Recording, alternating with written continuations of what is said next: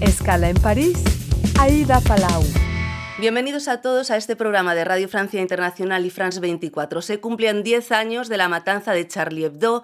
El 7 de enero de 2015, los hermanos Coachi, dos franceses de origen argelino, irrumpieron en los locales del semanario satírico francés en el centro de París, matando a 8 miembros de la redacción en una masacre en la que murieron en total 12 personas. La razón invocada por los terroristas islamistas, la publicación de caricaturas del profeta Mahoma. Están en Charlie Hebdo, dicen, para vengarse en nombre del profeta.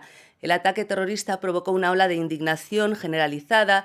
Millones de personas salieron a las calles para mostrar su apoyo a la libertad de expresión. Je suis Charlie, yo soy Charlie, ese era el lema. 10 años después, ¿qué queda de ese espíritu? ¿En qué estado está la libertad de prensa y de expresión? Lo analizamos con Guillerme Canela, que es jefe de la sección de libertad de expresión y seguridad de los periodistas en la UNESCO. Guillerme, muchísimas gracias por estar con nosotros.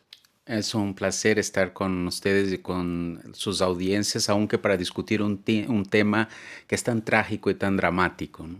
Efectivamente. Bueno, la portada de Charlie Hebdo de esta semana la vemos aquí, Indestructible, así titula en portada, con el dibujo de un lector leyendo la revista y sentado encima de una Kalashnikov. ¿Qué le evoca esta portada?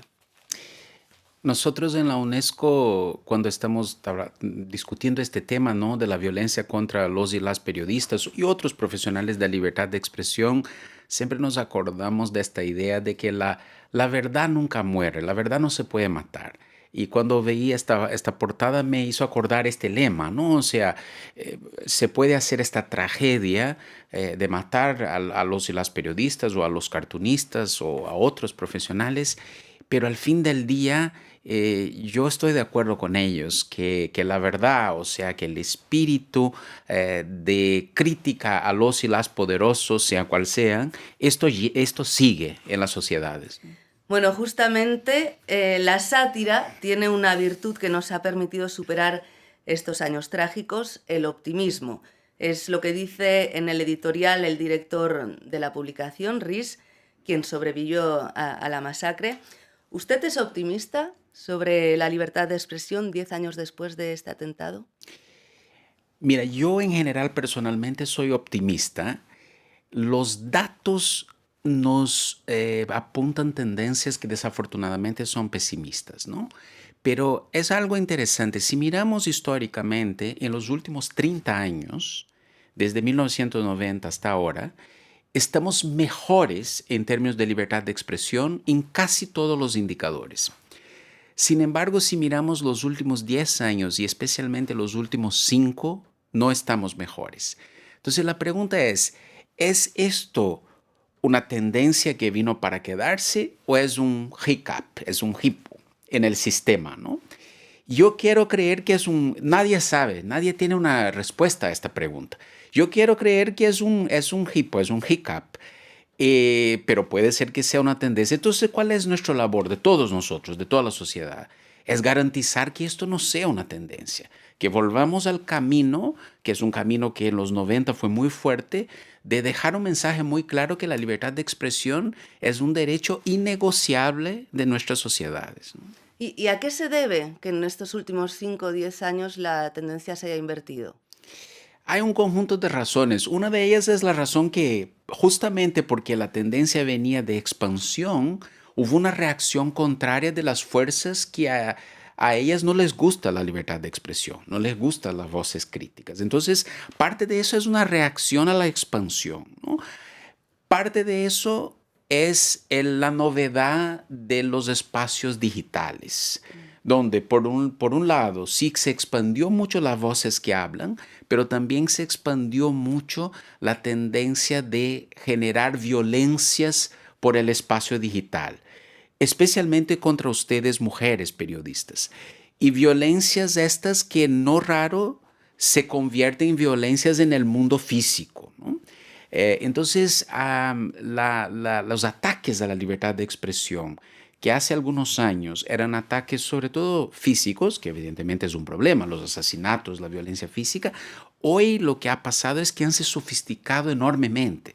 Entonces tenemos los ataques físicos, pero también los en línea, los psicológicos, los legales, y eso ha creado un montón de dificultades para aquellos como la UNESCO que buscan defender los profesionales de la libertad de expresión.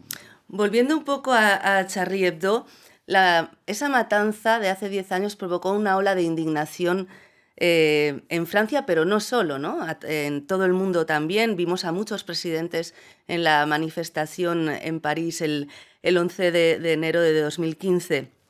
¿El espíritu de Charlie Hebdo sigue vivo o hay una especie de autocensura y de censura a la hora de publicar, sobre todo, caricaturas de Mahoma? Mira, es difícil decir porque los contextos de los distintos países, por ejemplo, la UNESCO tiene 194 estados miembros, ¿no? No creo que sea algo igual en todos los países, pero sí creo que hay un espíritu que sigue vivo en términos de un esfuerzo global de distintos actores por decir la libertad de expresión tiene que seguir siendo protegida. Ahora, lo que sí me deja muy preocupado es que siguen matando periodistas por ahí y no vemos las mismas movilizaciones sociales en contra de estos fenómenos, ¿no?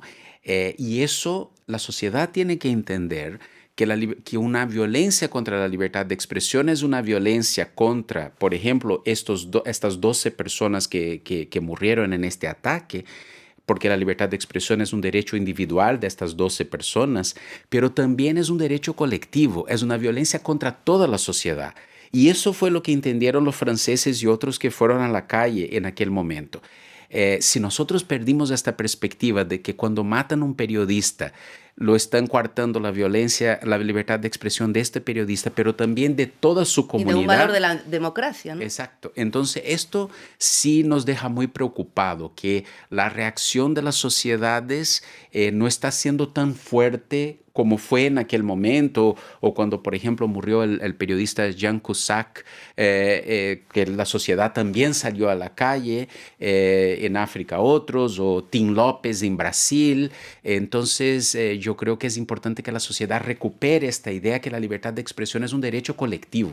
Justamente hace 5 años hubo un asesinato atroz que no suscitó tanta manifestación en la calle. Hace 5 años fue asesinado y decapitado el profesor Samuel Paty en las afueras de París por un joven refugiado checheno por haber enseñado en el marco de un curso de laicidad y de libertad de expresión las caricaturas de Mahoma que había publicado Charlie Hebdo. Hay un estudio que dice que el 56% de los maestros reconoce que se autocensura a la hora de tratar temas religiosos en clase. Esto es una encuesta que salió en el 2022 del Senado francés. ¿Es arriesgado enseñar la laicidad hoy en día? La sensación que nosotros tenemos de lo que miramos en distintas profesiones que tienen la libertad de expresión como su quehacer, los maestros, los científicos, los artistas, los y las periodistas, es que sí se han aumentado los niveles de riesgo. De riesgo de ataques físicos, pero de ataques en línea, como ya comentaba anteriormente, ¿no? Y sí, una de las cuestiones que nosotros tenemos monitoreado en nuestras investigaciones, particularmente con los y las periodistas, es que los niveles de autocensura han aumentado. Entonces, doy un ejemplo muy, muy importante. El año pasado hicimos una investigación con los y las periodistas de 129 países que cubren temas ambientales. Unos 70% de ellos nos dijeron que ya sufrieron algún tipo de violencia. Y de estos, casi unos 70% dijeron que su decisión en algunos momentos fue autocensurarse. Y claro, esto es gravísimo y de nuevo es lo que la sociedad tiene que entender, porque esta autocensura lo que hace es perjudicar el derecho colectivo a la información. Vamos con otros datos que me parecen interesantes. Con motivo de los 10 años de la matanza, se ha publicado una encuesta en la que se subraya que el 76% de los franceses estima que la libertad de expresión es un derecho fundamental y que la caricatura forma parte de esa libertad de expresión. Eso es importante porque en 2012 ese porcentaje era mucho más bajo, del 58%.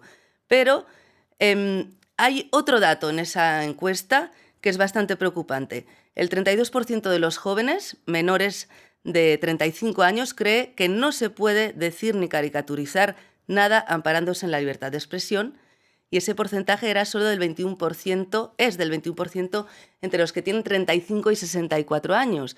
¿Eso quiere decir que estamos ante una fractura generacional? O sea, es un dato de preocupación, ¿no?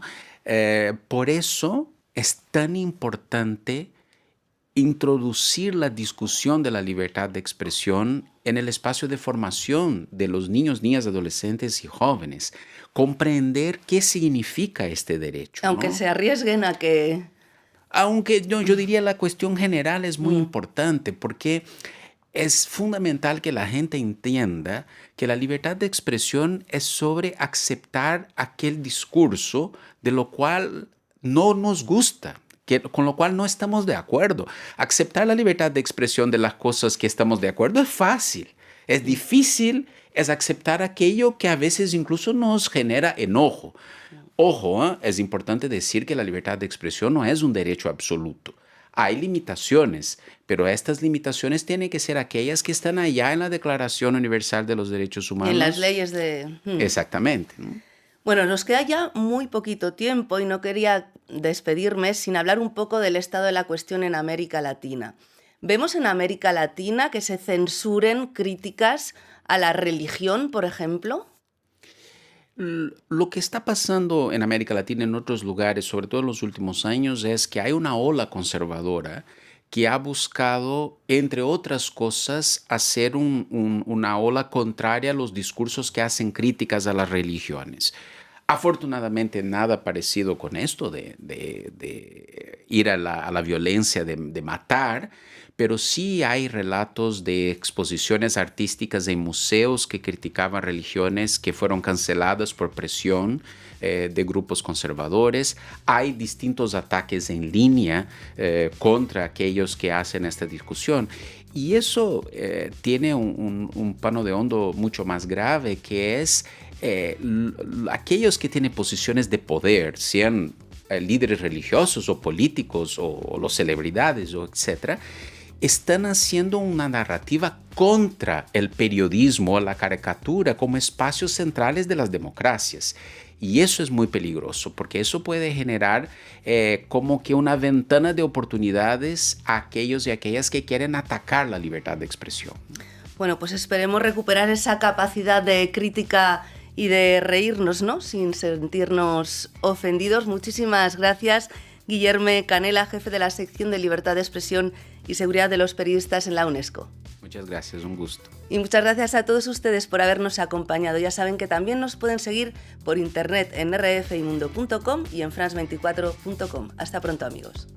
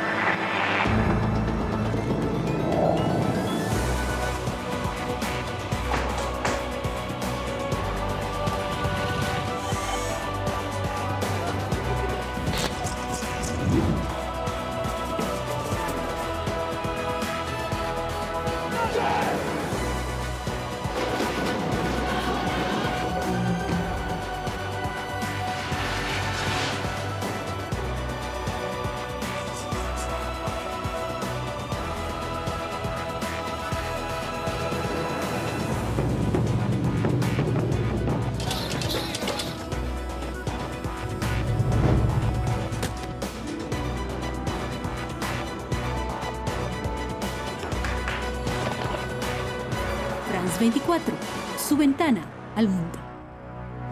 Liberté, égalité, actualité.